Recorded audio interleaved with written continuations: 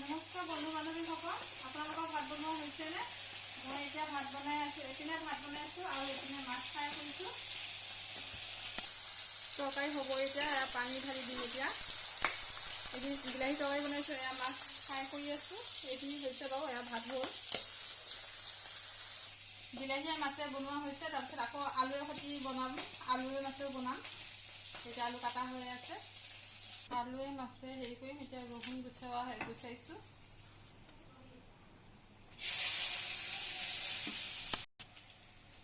এবাৰ আলু তৰকাৰীখিনি বনাই আছোঁ। বিলাহীখিনি হ'ল বাৰু।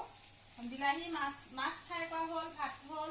তাৰপিছত বুট কেইটামান ভাজিছিলোঁ। তাৰপিছত আকৌ বিলাহী তৰকাৰী। এতিয়া ধৰক আলুৱে মাছে জোল বনাওঁ। এনেকৈ আলু তৰকাৰী, এইখিনি আলু তৰকাৰী বনোৱা হৈ আছে বৰ্তমান। আলুৱে মাছে বনাম। এইখিনি আকৌ হৈছে, এইখিনি ধৰক মাছ একা ভাত বনাম। এইখিনি মাছ একা ভাত বনাম, মায়ে খাব এইখিনি। চাকুকা ভাত হৈছে আমাৰ কাৰণে। এতিয়া আলু তৰকাৰীখিনি হৈ আছে বাৰু, বনাই আছোঁ। আলু সিজাৰ লগতে ধৰক মাছখিনি দি দিয়া যাব। আৰু এইখিনি ধৰক মাছ একা ভাত হ'ব। মাছ একা ভাতটো হৈছে মা খাব, আমি প্ৰেছাৰ কুকাৰ ভাত খাম বাৰু। মছলা অকণমান দিওঁ বাৰু। মই